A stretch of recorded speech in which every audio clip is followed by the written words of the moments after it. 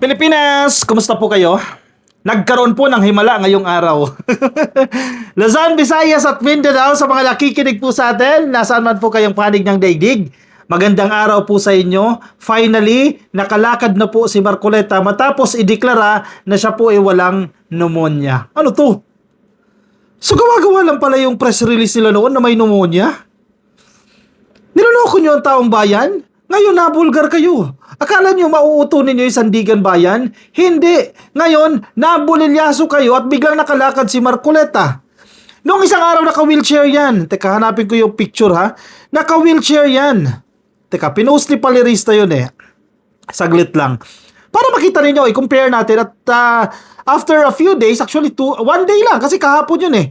Bigla ngayon nakalakad na. Diyos mio, Marimar. Anyari? Wait lang, maganda yung picture na yun eh. Saglit lang ha. Ito oh. Ito oh. Oh. Naka-wheelchair si Marcoleta. Hirap na hirap lumakad. Maraming umaalalay sa kanya. At yung kanyang mukha ay very down. Walang energy. 1, 2, ilan to? May isang pulis na umaalalay sa kanya and may isang I think nurse po ito na umaalalay sa kanya naka-wheelchair. Kapag naka-wheelchair ka, ibig sabihin hirap ka maglakad o hindi ka makalakad. During that time, kahapon po ito ha, kasi yung press release nila may pneumonia. Pero from the very beginning, duda na talaga tayo na meron siyang pneumonia. Alam mo kung bakit? Kung meron ka pong pneumonia, naka-isolate ka. Ideally, in an ideal situation, dapat bawal ka makipag-meeting sa kung sino man because either ikaw ay malalala, kasi infection ka, or ikaw ay makakahawa. Dalawa yan ha. Ikaw ay lalala kasi baka may virus yung bumisita sa'yo dyan, lalala yung sakit mo, edi kawawa ka. On the other hand, baka ikaw ay makahawa sa mga bibisita sa'yo. Pero hindi po nangyari yan. Pinadalaw si Robin Padilla, pinadalaw si Inday Sara Duterte. Yan ba ang may pneumonia? Now, hindi na naniniwalang Sandigan Bayan dyan. May ibang mga doktor, hindi dyan sa PNP, ang sumuri kay Marcoleta at lumabas na wala po siyang pneumonia. See, nakikita nyo ka-coffee? And, nung wala na siyang pneumonia, nakalakad na po siya, nakatayo na po siya. Magic, di ba? Sabi pa ni Paler. Maganda yung post dito ni Paler eh. Ayan o, thank you po sa himala. O, nakakalakad na siya. O, hindi na ginamit yung wheelchair.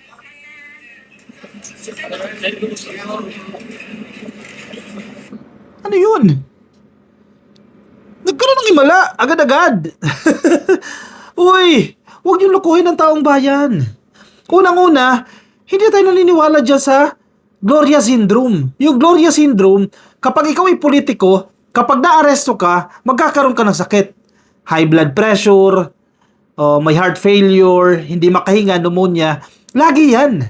Samantalang noon, umaatin ka pa sa rally, lakas-lakas mo pa, nakakasigaw ka pa, umuulan pa, take note. Umuulan pa dyan sa rally, tapos all of a sudden, bigla kang manghihina. Ano yun?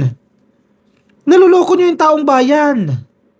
Tapos pag kinall-out namin kayo, ivilinag namin kayo sa kalokohan nyo yan, lagi nyo sasabihin sa amin, ka-coffee, bayaran ka. So tama yung ginagawa ni Marcoleta. Ka-coffee, fake news ka. Nagsinungaling kami? Hindi kami nagsinungaling. Kayo yung nagsisinungaling. Kayong mga dilis na nakikinig, nabubudol kayo nitong kampon. Hindi kayo nagtataka? Ewan ko ba sa anong klaseng utak to mga dilis na to eh. Hindi kayo nagtataka? Pagka-aresto bigla nagkasakit. Prior to his arrest, nasa rally siya, napakalakas niya. And then all of a sudden, na-aresto, nagkasakit. Na-confine ng ilang araw, diyan sa PNP General Hospital. 'Di ba? Yung normal na tao kapag nagkasakit ka, agad-agad palalabasin ka. Pero bakit? Hindi siya agad pinalabas o hindi siya nilagay sa male dormitory kasi mas maganda po yung buhay, mas convenient po yung buhay diyan sa loob ng kulungan. Number 2, nakakapag-cellphone pa siya, nakapag-post pa siya. First person yung kanyang post. Ibig sabihin siya yung nag-type, hindi admin kasi naka-first person siya eh. Paano yun? Bilanggo ka na, nakapag-cellphone ka pa, makakapag-request ka pa kung sino yung pwedeng dumalaw sa'yo. Exhibit A, Robin Padilla. Exhibit B, Sara Duterte. Tama ba yun? Hindi yung tama. Sa ordinaryong tao gawin mo yan, hindi pwede. Kay Marcoleta, ano to? Palakasan? PNP? Oh, headline ng Manila Bulletin. Wala kaming fake news dito. Marcoleta, move to New Quezon City Jail after Sandigan Bayan finds hospitalization unnecessary. Sa Tagalog, sabi ng Sandigan Bayan, hindi kinakailangan na nasa ospital siya. Period. Sa pool. Masakit ba tanggapin? I repeat, sabi ng Sandigan Bayan, hindi kinakailangan na nasa ospital si Marcoleta, ilagay niyo yan sa kulungan. Period. Ibig sabihin, yung mga few days pala niya nasa ospital, para nakapag-relax pa lang siya dyan. Hindi pwedeng ganoon. Ang ordinaryong Pilipino nga pag nakulong yan ang daming dadaanan pa para mapa-hospital ka, mapa-confine ka, tapos ikaw, special treatment. Ano yun? Walang ganun, Mars. Wag ganun. Alam natin ang sistema sa Pilipinas, ganyan. Hindi lang sa administrasyon ni PBBM.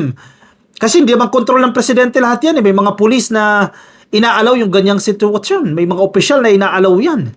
Senator Rodante Marcoleta was ordered transferred to the New Quezon City Jail male dormitory. Ngayong araw po yan, Miyerkules, July 15, after the Sandigan Bayan found that his medical condition no longer warranted continuous hospitalization. Hindi kailangan nasa ospital siya. Yung kondisyon niya ay kaya niyang mabilanggo. Kasi yun naman talaga ang katotohanan. Siya po ay isang bilanggo. Kaya ka nga binibilanggo dahil yan po ay forma ng penalty. Yan po ay forma ng parusa. Dahil ikaw po ay nagkasala. Wala pa man verdict, wala pa man conviction. Ikaw po ay nagkasala na-determine yung probable cause. Kaya ka inaaresto dahil baka gawin mo ulit yan. Kaya ka nga inaaresto. Yun yung purpose nun. Hindi ibig sabihin, naresto ka, malaya ka. You can use your phone anytime. You can request somebody to visit you anytime. It doesn't work that way. Huli kayo.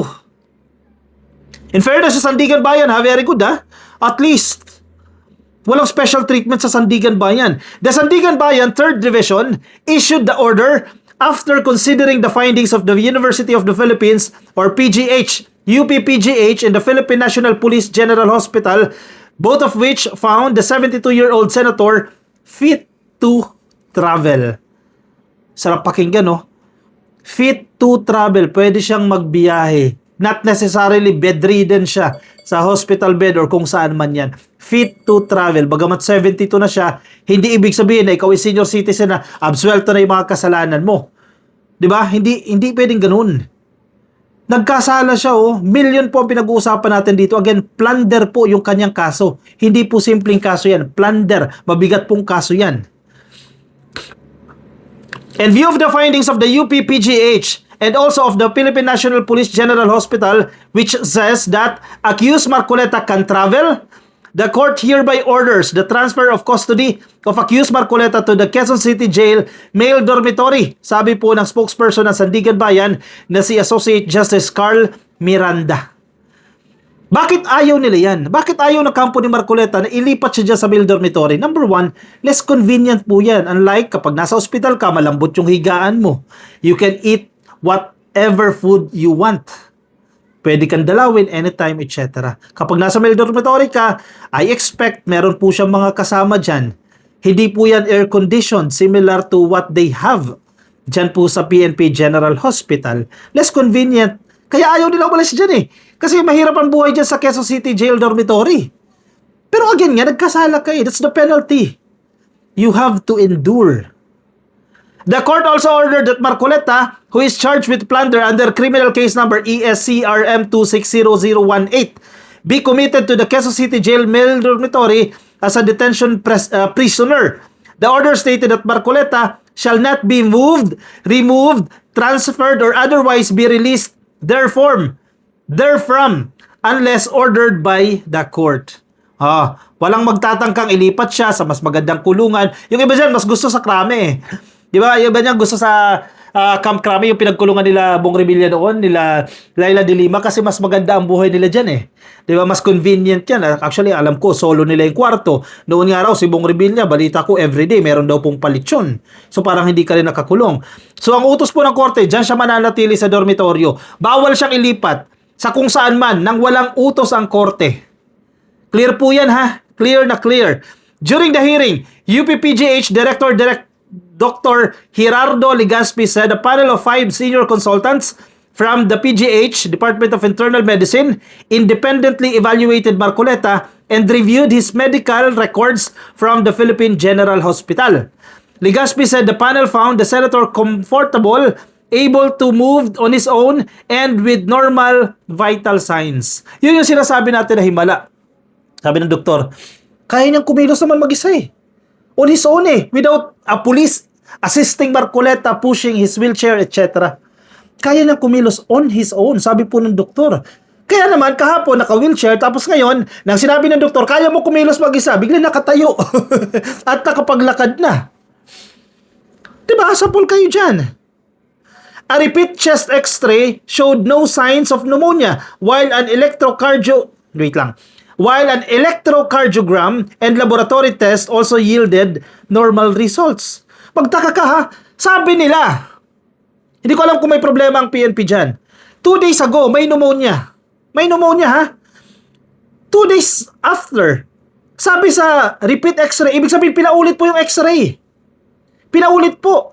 Sabi doon sa x-ray, walang signs ng pneumonia. In just 2 days na wala yung pneumonia, paano niya ipapaliwanag yan? Sinasabi din ng electrocardiogram, yung sa puso ito, yung may mga kinakabit-kabit ata yan, yung test na yan, ano? Normal po. Normal. Paano nangyari yung magic? Talaga nga naman, oh. Asked by the court whether Marcoleta's medical conditions pose an immediate threat to his life, sabi po ni Legaspi, none, Your Honor. When asked whether any of the senator's conditions required continuous hospitalization, Legaspi said it was unanimously agreed that there is no finding or medical condition that would require continuous hospitalization. I repeat ha, unanimously agreed. Ibig sabihin po, 5 po yung nagsuri kay Marcoleta at silang 5 ang nagsasabi hindi niya kinakailangan naka-confine, hindi niya kinakailangan nasa ospital. Not a single doctor objected or opposed. Doon sa gustuhan nila na dapat naka-hospital yan, naloko tayo ng ilang araw. Diba? PNP doctors later diagnosed him with mild pneumonia, stage 2 hypertension, degenerative disc disease, and high cholesterol. Daming sakit Paano nangyari yon? Sabi ng taga-PGH, wala naman Ganda nga ng results normal Nagkaroon po ng magic. Hay nako, niloloko tayo ng taong bayan, niloloko tayo yung mga DDS. Bakit paniwala pa rin kayo sa kadramahan nito mga to? Hindi pa ba kayo nadadala? Panahon ni Gloria nagkasakit, naka-neck brace. O si Marcoleta nagkasakit, alam nyo na. Iba pang mga DDS vloggers nagkasakit, nakulong, nagkasakit. Ganyan din sila Jingoy Estrada. Halos lahat. Ano yun? Magic? Huwag yung lukuhin yung taong bayan. O siya ka-coffee, komento po ang inyong opinion, reaksyon sa comment section para mabasa po ng iba natin mga ka-coffee mamaya alas 6. Salamat PBBM Podcast, tutok po kayo ha. Wednesday, salamat PBBM Podcast, kasama natin si Palirista at si Yayam Dison. And may good news ako sa inyo. May bago po kaming programa. Mga dilis, sumanda kayo ha. May bago kaming programa, ang title po nito, On the Spot. Kasama ko si Melo Yap. Kilala niyo si Melo Yap? Magaling din po yan na komentarista. At si Vince World, 1.3 million po yung kanyang followers sa Facebook. Kasama po natin siya. 3 po kami On the Spot. Malapit na po yan. Kakaibang podcast po ito. Not the typical podcast na nakaupo ka, nagdi-discuss ka, etc. Bagong-bago po ito. Kakaiba po yung ating konsepto. Kung hindi pa po kayo nakafollow sa aming Facebook page, On the Spot, yung link yan makikita nyo dyan sa description box or nasa comment section. I-follow nyo na po yung aming bagong-bagong page, On the Spot. Marami po kayong dapat abangan dito. Mga DDS, humanda kayo. Your Honor! Anyway, ako'y magpapaalam muna sa inyo. I'll see you in the next video. Bye-bye.